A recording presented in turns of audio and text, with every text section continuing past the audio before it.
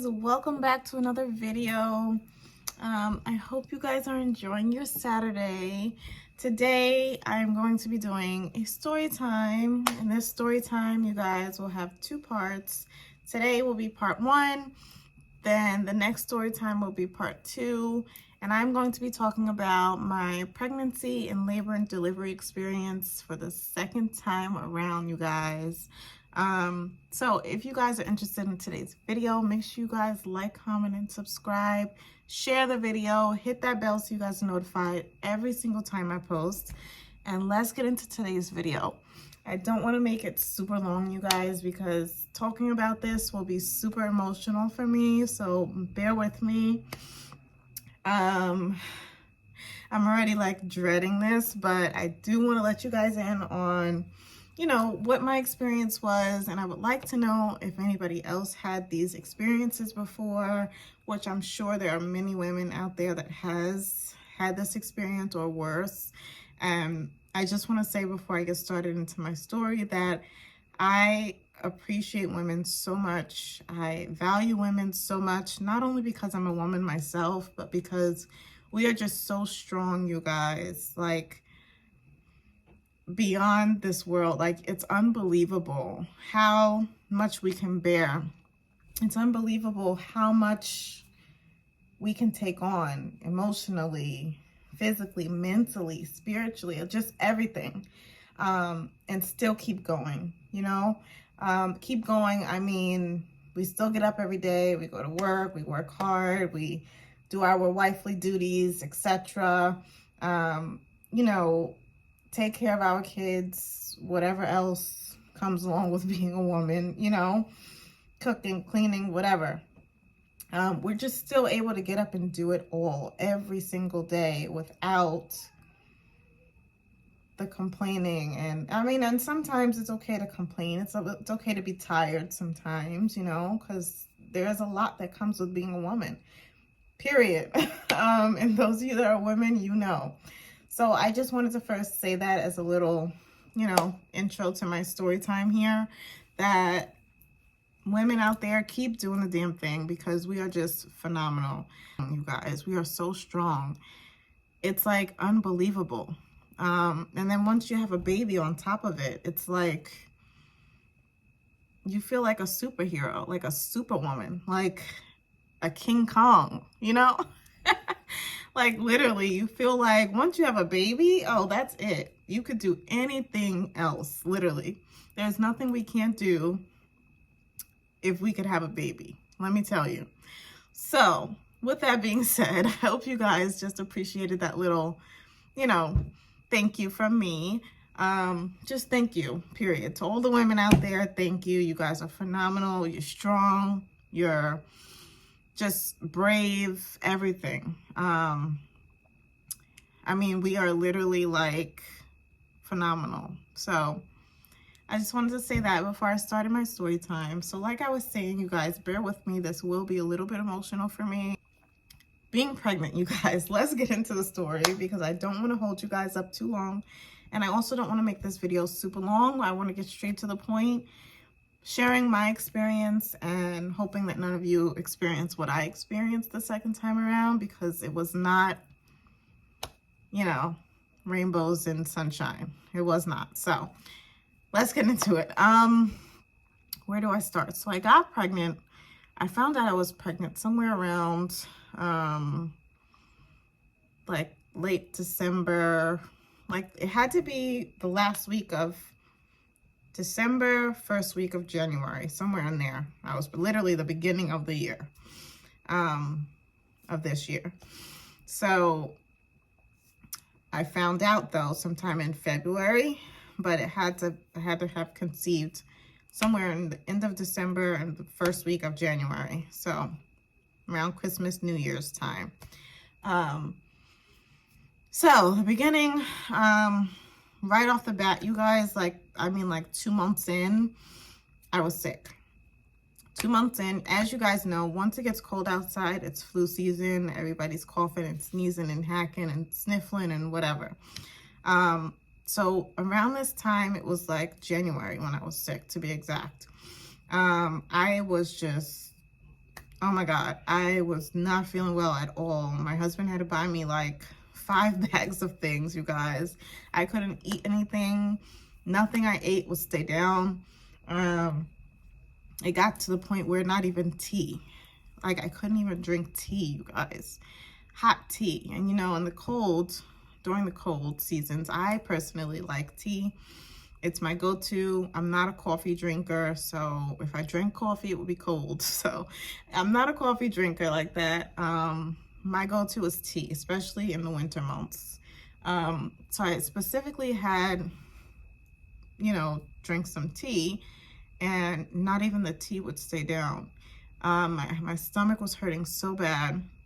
At first I thought I had the flu, which I've never really gotten the flu, you guys. I never really, you know, if I am sick, it's like a cold. I might get like 1 yearly cold. That is it. I'm not somebody that gets sick all the time and out of the doctors a lot. You know, I'm not that type of girl. So when I had gotten so sick like this, I was like, what the heck is going on?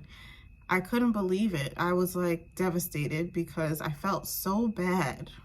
So bad. Like I didn't even want to get out of bed. It was that bad. My stomach was hurting. I think I had a fever, which I never get. Never, ever, ever do I get a fever.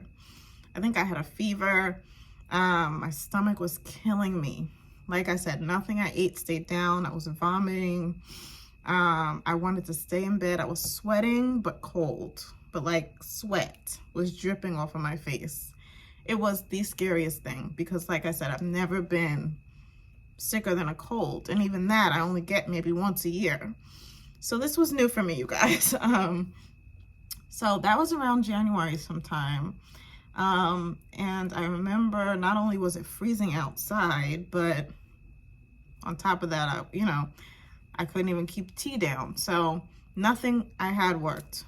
I only was able to drink maybe like a sip of water. I had to sip like once every hour or something ridiculous like that.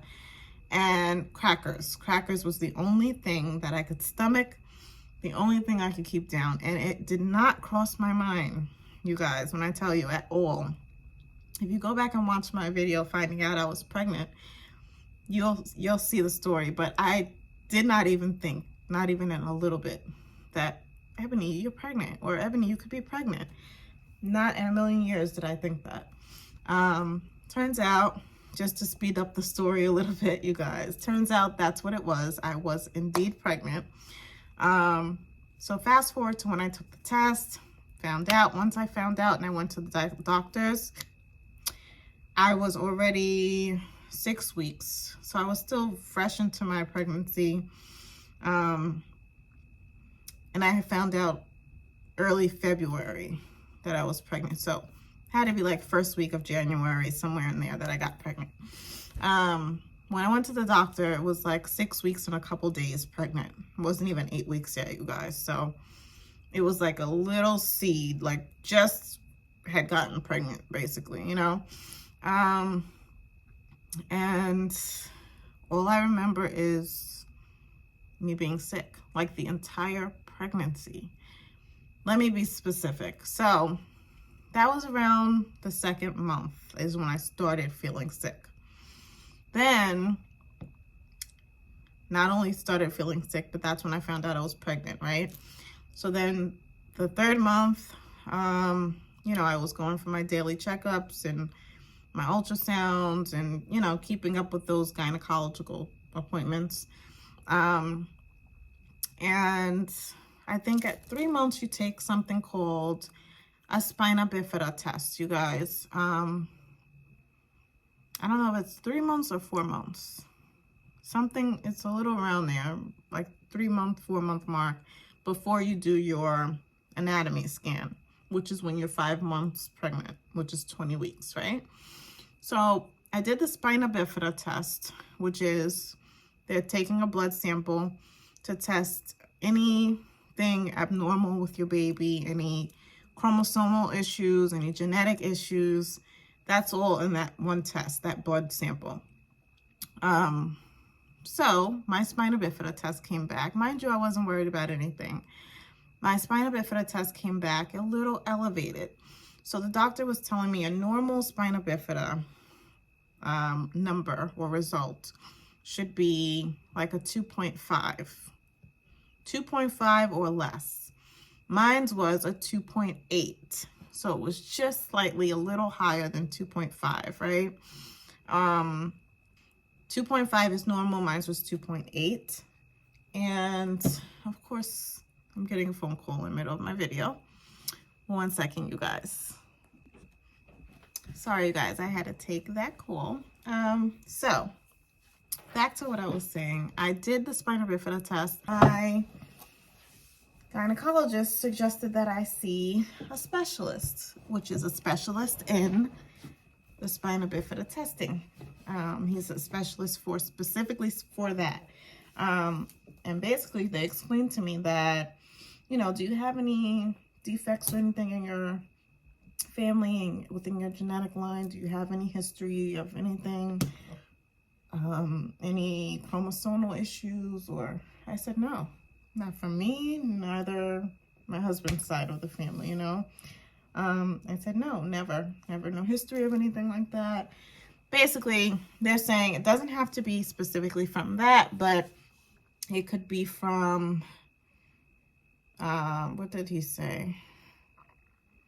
It doesn't have to be something within your family, but it could be something from, guys, forgive me if I forget exactly what, but basically there's other ways to have an elevated exam for that, which is nothing major, but you know, there are other ways to have something a little higher. He told me it could just be a little hole in the baby's spine. Guys, when I tell you I freaked out, I almost lost it in that office. I was like, what? A hole in my baby's spine? So they're saying basically the spine, it could mean that the baby's spine is not fully developed. Why did he tell me that? I literally, from that moment, the rest of my pregnancy, I was a nervous wreck for every appointment, every exam, every blood test, everything. I was a nervous wreck because now I don't know what this test is going to, what these further testing is going to come out like. Because why did this one come out like that when I have no history of anything in my family? I was very confused, but he said basically the baby's spine could have a little hole in it or it couldn't be fully formed. So where your spine meets at the bottom of your back and it meets with your tailbone, he's saying maybe that part of the spine is a defect or hole or not fully formed, which means what? Your baby could be paralyzed, right? You guys, I didn't know what to say. I didn't know how to say it. I was just like, okay, so where do we go now from here? You know, basically they gave me options and they said, well, you could meet with our specialist for one. We'll have you meeting with the specialist daily to make sure that, you know, we follow up on this and we stay on top of it just in case something was to be about, you know, at least they caught it from early and they're on top of it the rest of the pregnancy, you know. And just so you guys know, if that was the case, there's nothing that they can do while the baby's inside of me. So the baby would have to be born for them to do anything anyway. If it was some sort of surgical procedure needed or anything of that nature, the baby would have to be delivered first. So all you could do is watch and make sure nothing's worsening at that point, you know. But thank God I saw the specialist more than once, and basically he checked over and over again and he's like, your baby's fine. Your baby is completely normal. The spine looks normal. Everything looks normal. And of course I had my questions for him and I said, well, how long have you been in business and how long have you been doing this and that? And that's a normal reaction for any mom, any parent, you know, because now I'm worried, I'm a nervous wreck, you know. So I had all these questions for him just to make sure that he's saying something accurate now, because now you're double checking behind several gynecologists, not just one. This office has like 6 doctors in one office. So not only are you checking behind one person, but 6 different doctors. And now I have to trust you too. So I'm like, do you know what you're doing? Basically, that's basically what I'm saying, but without saying it like that. How long have you been in business? How long have you seen this? How many times have you come across this issue? You know, what does it mean? Does it look like it's more towards the good side or more towards the bad side? You know, I had several questions for him, and the guy was super nice. He answered all of my questions. He made sure I was not worried. Obviously I still was, but he tried to keep me as calm as possible, which I appreciated. But yeah, after he checked me, literally, I mean, this was like almost like a hour-and-a-half ultrasound, you guys. He really did his homework. He checked through and through thoroughly to make sure everything was okay.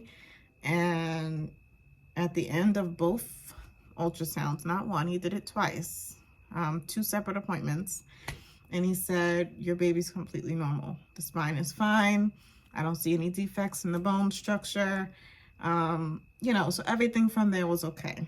At this point, you guys, I was 20 weeks. So after the second time seeing this specialist, I was 20 weeks pregnant, which is 5 months. So we're halfway through the pregnancy, right? Yay. Then I skipped some stuff, you guys. Due to me not being able to eat much and keep much down and being sick all the time, I ran into some issues where I ended up having to be hospitalized. Not 1 time, not 2 times, not 3 times, not 4 times, but 5 times, you guys. I went to the hospital throughout this pregnancy 5 times. The first time was when I was 2 months pregnant. The second time was when I was 3 months pregnant. The 4th time was when I was 4 months pregnant, then 5 months pregnant. And I think I went almost every month, you guys, to the hospital. Probably more than 5 times. I can't even count anymore. It's been so many times I was in the hospital. So yes, I skipped those parts. But basically, I was in the hospital like every month, starting from like the 2nd month pregnant all the way up to like the 8th month pregnant. I was in the hospital every single month. So that's 6 times if you do the math. Yeah, 6 times. You guys, you know, all I could do was thank God that day that everything came out fine after, you know, so many doctors checking. So I didn't get, you know, just one person's advice. I went to 6 different gynecologists in the same office. But obviously, you know, when they're in the same office, I feel like they work together. They look at each other's notes, so they just go off of what the last doctor said, you know? So that's the frustrating part, but the specialist seemed like he knew what he was doing, knew what he was talking about. And, you know, so I trusted that he knew what he was saying. He showed me everything on the ultrasound. He made sure he went over limb by limb, piece by piece, bone by bone with me. And he showed me everything is normal, Mom. You know, nothing to worry about. So by the grace of God, I was blessed for that. So I was 20 weeks at that last ultrasound that the specialist did. Then, I'd say in my 6 months pregnant, I'm not going to talk much about being hospitalized because I feel like it was just for the same thing every time. Every time it was because I was nauseous and vomiting, and oh my God, you guys, the vomiting. I have never vomited so much in my life. I don't think I've ever vomited.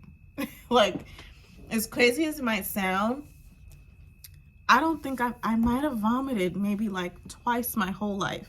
I'm like knocking on 30's door. So I vomited like twice in my life, maybe, that I could even remember.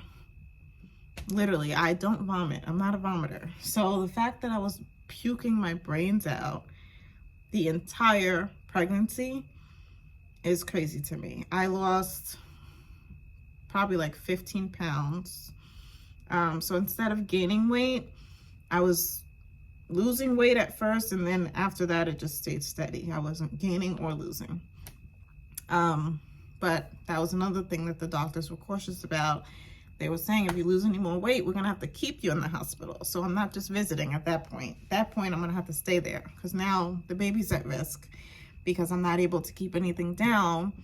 And that means if they send me home, I won't be eating anything. If nothing stays down, I won't be eating or drinking anything, which can't happen, obviously.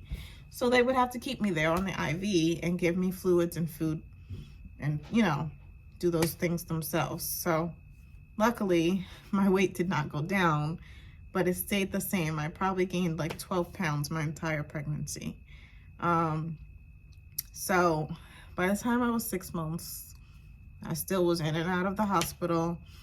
I got several IVs throughout the pregnancy for fluid purposes, and several blood tests ran just to figure out why I keep vomiting. Why I'm so, well, nauseous is normal when you're pregnant, but the vomiting is what they couldn't figure out. They didn't know what was going on. They didn't know why I kept vomiting. They didn't know why I had no appetite. They didn't know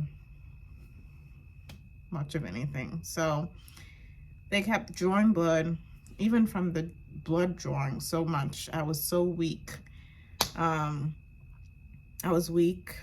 Like I said, I first started losing weight and then it stayed right there. Like it didn't move after that.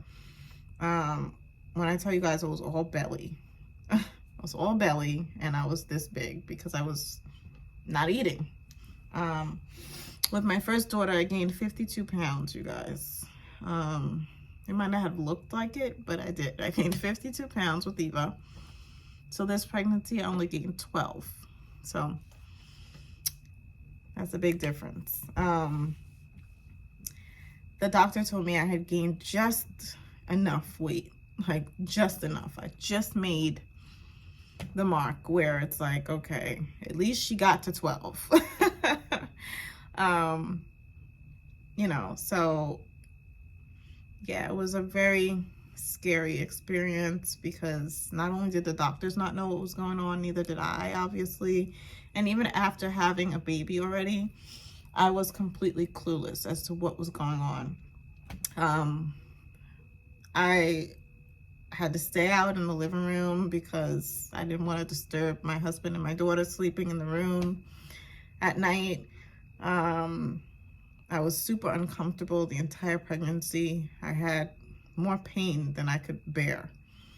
I was in pain all the time. My back, my sides, my feet, my ankles, everything was hurting. And I think that was from the constant puking. Like, that's a lot on your body to be doing all day, every day. I think I puked every day for months, like literally the entire pregnancy. The only time I wasn't puking crazy is when they sent me to the hospital. And that's because they had me on fluids. So only when I was in the hospital, I was okay for the moment.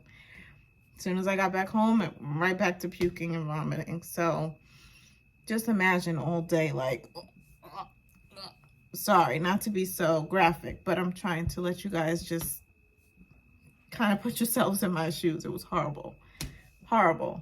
And me not knowing, I didn't know if it was harming the baby, the fact that I was in that state. I didn't know what was going on. Not only that, you guys, it felt like she was in my ribs the entire time. Like, it felt like she was just back by my ribs the entire time. Not only that, my ribs were super sore and super fragile from the constant regurgitation. So if only you guys can imagine, it was horrible, to say the least. So fast forward to 9 months pregnant. Once I reached my 9-month mark, you guys, which was September, actually my 9-month mark was August. It wasn't September, it was August. The end of August was my 9-month mark. And once I reached my 9-month mark, that's when things really started taking a turn, because all this stuff came up, like, out of nowhere. What do I mean? I'm going to tell you what I mean. And this is where it gets a little emotional for me because it was just a lot to handle. It was a lot to soak in. It was a lot to process at the time. And it was totally unexpected. So I had the spina bifida back when I was 5 months pregnant. That was one test, right? Then once I was 9 months pregnant, I was told to go see a specialist, a cardiologist to be exact, a pediatric cardiologist, because after my ultrasound at 36 weeks, I think, my gynecology office decided to tell me that, oh, the baby's heart looks like it's a little off axis. So most of our hearts are positioned more in the left chamber of the heart, like more, sorry, not the left chamber of the heart, the left part of the body, right? Your heart is more towards the left. It's not all the way over here, but it's also not in the center, you know, so it's more left than right. Basically, they're telling me my baby's heart was more centered. So instead of being this way, it was right in the center. And they said that was an abnormality. So they wanted me to go to a pediatric cardiologist and get that checked out to see why is it that way, or even to confirm if it really was that way. And if so, they would give me follow-up instructions as to what to do next. Wow, look at that. It's postpartum, you guys. There you go. As to what to do next, if that was the case. So I went to visit a pediatric cardiologist, and he was pretty thorough in his work. What I didn't like from the jump is the fact that once the doctor came into the room, he immediately looked over his notes, and after like, I don't know, 5 to 8 minutes of reading everything, my gynecologist sent over notes as to what he should be looking at closely or looking for before I got there. After 5 to 8 minutes of him viewing those notes from my gynecology office, he looked at me and he said, well, why are you here? Can you tell me a little bit about why you're here or why you think you're here? And I said, oh, well, I didn't know that you guys asked the patient why I'm here. You're supposed to have gotten notes from my doctor as to why I'm here. Why are you asking me? I don't know what's going on. That's why I'm coming to you, right? But I didn't go there, you guys. I just let him know why I thought I was here, right? Oh, well, my doctor told me that the baby's heart looks a little bit off axis, and I had to come to you to check it out and to confirm if that's even the case. Short and sweet, right? The guy told me, well, did you know that they found this, and this as well? And I said, sir, can you be specific as to what you're saying? Because I was lost in the sauce. And on top of being lost in the sauce, I was still nervous, you guys, because here I am at another specialist to check on something else that I have no idea what's going on. The doctor told me, oh, well, according to their notes here, they also detected that there is fluid around the baby's heart. They detected that at 20 weeks, 19, 20 weeks. Here I am 9 months pregnant, you guys. 19, 20 weeks is around 5 months pregnant. I'm 9 months pregnant. This is 4 months later. And you're just now telling me this news, that there's fluid around my baby's heart. You're just now telling me to go to the specialist to check on her heart, which she's been growing all this time in my belly. You guys have been doing ultrasounds all this time, and you're just now telling me at 9 months pregnant to come to a specialist to check on her heart. Then he tells me,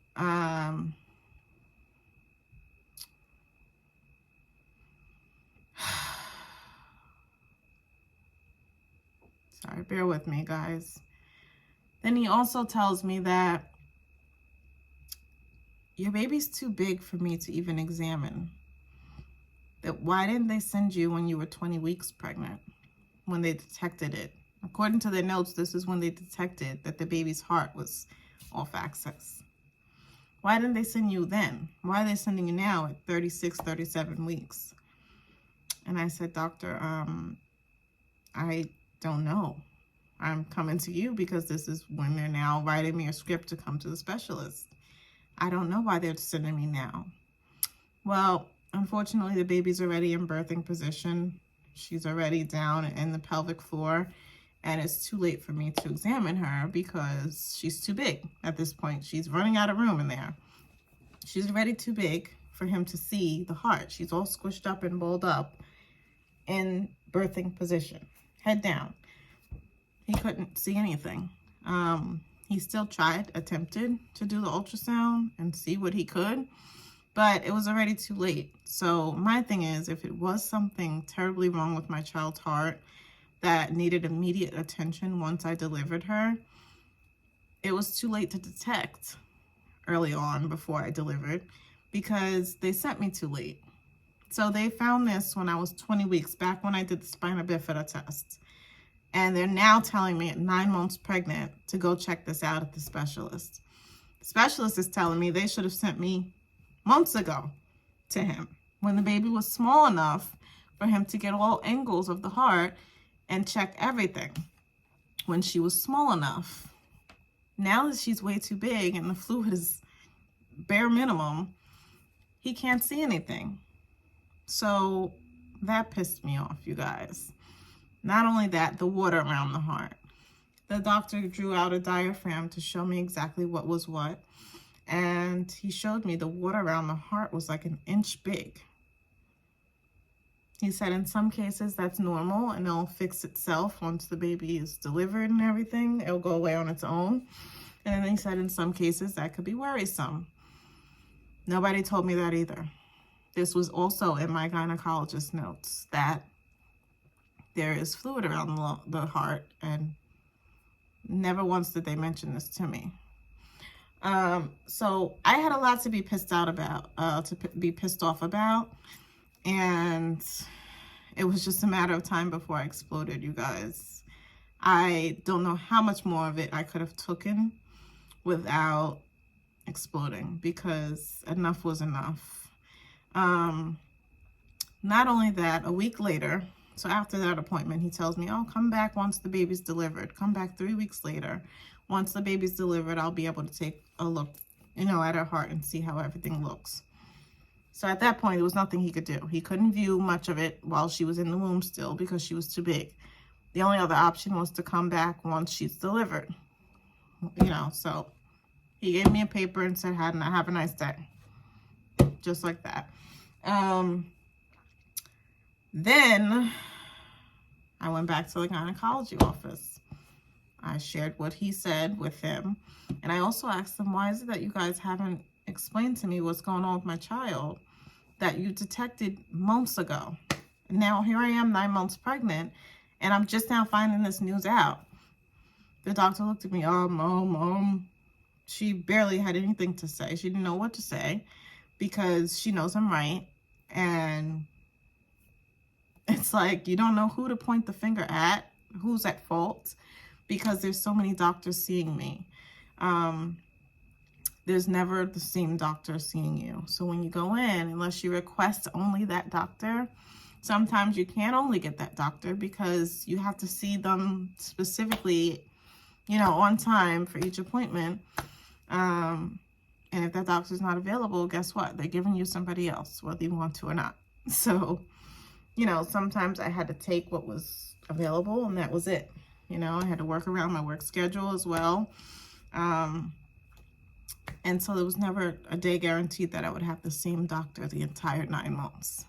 So you can't point the finger at anybody either, which I didn't like, because not do I want to point the finger at somebody, but I would like to pinpoint who it was that detected these things and never told me. But here I am visiting 6 different women. I don't know who's at fault, So the only thing to do would be to ask for the notes, and those can be finagled at any point. I'm not an idiot.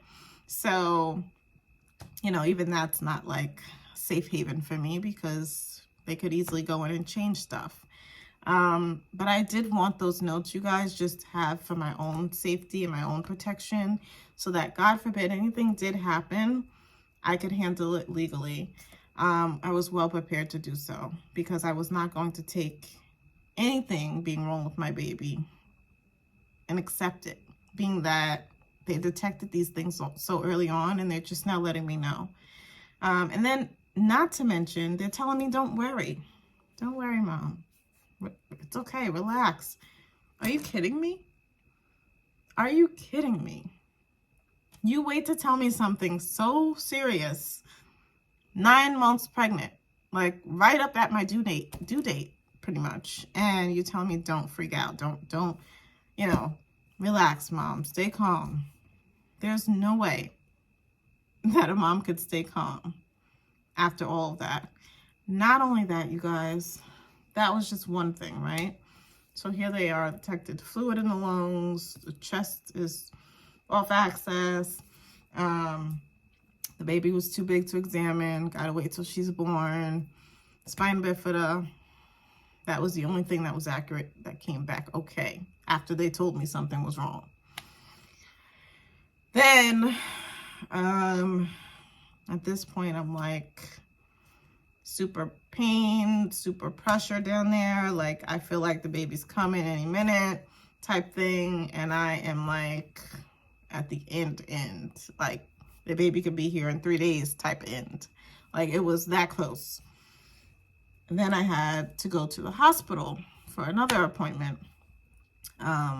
Aside from being in the hospital for vomiting and nausea the entire time, I had to go to a hospital appointment with the maternal and fetal medicine, they call it MFN doctor. That doctor basically was to determine if I needed to be induced, and if so, when, because my due date was right around the corner. That's what I assumed I was going there for, you guys. That's what I was told. Go to MFN and see if you need to be delivered early, and if so, with what date, so that I can let my boss know at work and everybody's good, everybody's up to date. You guys, I went to the maternal and fetal medicine doctor. It was a Friday to be exact, September 8th. I was on my lunch break at work. I let my boss know I'm at the doctor. I had my baby with me, Eva, and because at this point I had taken her out of daycare, you guys. Knowing that the baby's coming, I was in my nesting stages. I didn't want her around other toddlers who was constantly sick, bringing home germs with Eva, you know, knowing that the baby's coming. So like the last 3 weeks of August, I took her out and she stayed home with me every single day while I worked because I didn't want her having no type of cold or any of that when the baby got home. So yes, she was going with me to my appointments, and that last appointment at maternal fetal medicine, it was a Friday, and I was on my lunch break at work, and we went to the hospital where I will be delivering, and they told me, you know, they're going to do an ultrasound, and I said, they asked the same thing that the pediatric cardiologist asked me. Why do you think you're here today? What's going on? Let me know why you're here today. It's almost like they're testing to see what I'm going to say so that they can determine if they're going to finagle something and let me know something else. You know, let's see what she knows so that if she doesn't say the right thing or she doesn't say what we think she's going to say, then we can tell her this. You know, that's almost what it felt like. The fact that they kept asking me that, it was irritating. And you guys know, once you hit your 9 months, you're ready to deliver, you're over it, you're hot, you're uncomfortable, you're agitated, it's all of the above. So I was just at 0 tolerance, like, lady, please do not repeat the same thing that this other doctor asked me. You tell me why I'm here, because you got the notes, you got the phone call from my doctor. Why are you asking me why I'm here? You tell me why I'm here. I don't know what's going on. I'm not a doctor, you know? So basically, she's like, well, I'm going to do an ultrasound and I'm going to see, you know, what we see going on and, you know, let you know from there what's going on. Once the doctor comes in and check, then we'll talk to you. I said, okay, fine. I laid back. She gave me another hour ultrasound. You guys, if facial expressions could tell a story, hers would say, emergency, emergency, emergency. Her facial expressions, when I tell you my heart was racing, my heart was racing. I was crying, my heart was pumping. My baby was saying, Mommy, what's wrong? She didn't know what was going on. I don't even think I could breathe, you guys, at this point, because you're laying flat for an ultrasound, don't forget. I don't even think I could breathe. I was like, lady, I need some water. Like, what is going on at this point? Her facial expressions, you guys, it was very scary. I'd say like 20 minutes into the ultrasound, she just was like making faces like this. Like that. Like literally like every shocking, scary, alarmed, alerted face you could have. That's what she was doing. And it was blowing my mind because I'm like, what the heck is going on now? You know, like again, like what is happening now? You know, that's all I could think, you guys. And I just was like praying. When I tell you, I've never prayed so much in my life. This entire pregnancy, not just then, but the entire pregnancy. From the times I was in the hospital several times, to the scary, nerve-wracking appointments I've had, to blood work coming back. I was just nervous the entire time and praying, Lord, please just let me have a healthy baby and a safe delivery. Let me come home back to my other baby and my husband. Let everything be okay. I was praying like I've never prayed before, you guys. When I tell you, prayer, and this is where I get emotional. Prayer is so powerful. Prayer is, it does wonders, you guys. It does wonders. I prayed day in and day out. I had people outside of my home praying for me. Just please, anybody that knows what's going on or that knew the situation, I was asking, please just pray that me and my baby come out okay and everything works out. The lady's face said it all, that, you know, something is terribly wrong and I don't know how to tell this mom, so let me go get the doctor. That's basically what I was seeing on her face. Because I kept asking her, what's wrong? Why do you look like, why are you making those facial expressions? What's going on? Tell me, what's happening? I need to know what's wrong, you know? She wasn't saying much. She was like caught up in her words, you guys. She just said, I'll be right back. I'm going to go get the doctor. I'll be right back. Right back felt like 5 hours later. And I might throw in there, guys, I felt my baby moving all the time. That never was a problem where I felt like she wasn't moving enough, or, you know, I felt her moving for the most part pretty normally. There was sometimes, like mostly during the day, that she was less active. You guys, ignore the pizza sauce on my shirt. Sorry about that, but I did eat pizza, so just ignore that. But if I had felt less movement, it was during the day, which is normal, you know, especially once they get bigger towards the end. They're not moving so much anymore. So that never alarmed me, like, oh, well, you know, let me let them know that she's not moving much, because I didn't really have that problem. So she went to get the doctor, and felt like 5 hours I was waiting for them to come back in the room and tell me something. You guys, I was pacing back and forth in the room, opening the bathroom door that was in there and shutting it back and forth. Like, I didn't know what to do with myself. I was all over the place. I then hear them coming back in the room, and the doctor says, hi, you know, she greets me and she introduces herself.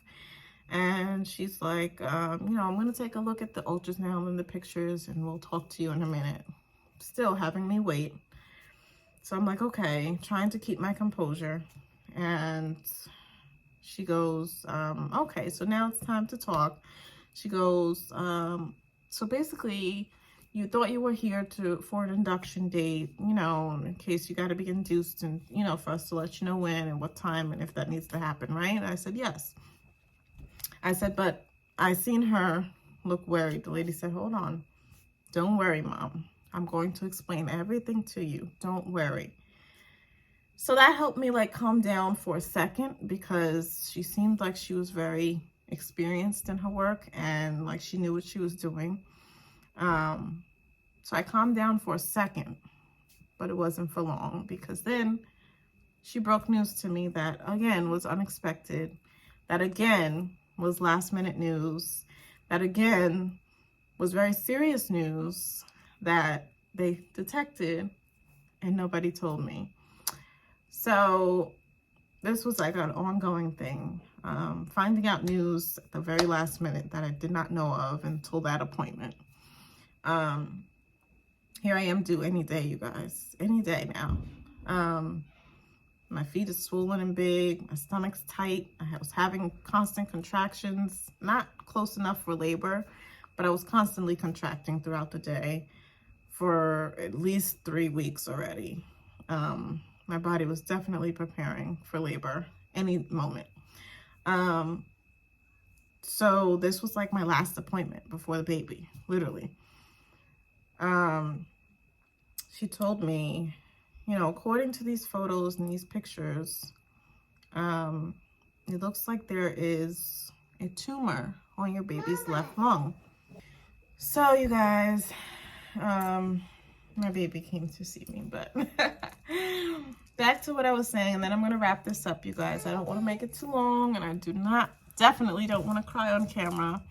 But I was told that my baby had a tumor on her left lung, which was the answer to why they determined that the baby's heart might be a little off axis. It looked a little more centered rather than to the left, because the left lung looked like it had a tumor on it, and that's what could possibly be pushing the baby's heart more centered instead of in the right spot. She also told me that my baby's amniotic fluid was empty, like 0 to none, like not a zip, zilch, 0. Like, I mean, I think she showed me on the ultrasound, it probably was like this much fluid around the baby, like that width amount, like 0 to none, basically. Which explains why my pains were so sharp. I was in so much pain in my belly. Like just every movement hurt, every kick, everything. And she said that could be why I was feeling it so strongly, because the fluid is low. And I said, well, how long has the fluid been low? She's not sure, but she said the fluid is very low and it's very dangerous for the baby, because that's what keeps the baby breathing, right? So it was just a lot in one appointment, you guys. It was a lot to process. As soon as she mentioned the tumor on the left lung, she wasn't sure about it, but she said, this is what it looks like. Then, aside from that, she told me, wait, baby. Then, aside from that, she told me that the baby's bladder was not being emptied. So it's almost like the baby wasn't using the bathroom at that point. Her bladder was full, and it looked to be the size of an adult bladder. That's what she told me. This was all in one appointment. I have to keep stressing that because I want you guys to see the severity of this. It was all at my last appointment, you guys. I was 9 months pregnant, due any day now. I told you I had been feeling labor contractions, but they weren't close enough for me to say I'm in labor. Like, that's how close I was to having this baby. my last appointment. And this is all the news that I'm getting at my last appointment, you guys. This is all very serious news. Tumor on the left lung, bladder full, and it's the size of an adult bladder. Maybe she's not emptying her bladder. Maybe she could have a bladder issue going on. No fluid around the baby. This was all crazy, crazy news. And when I tell you, I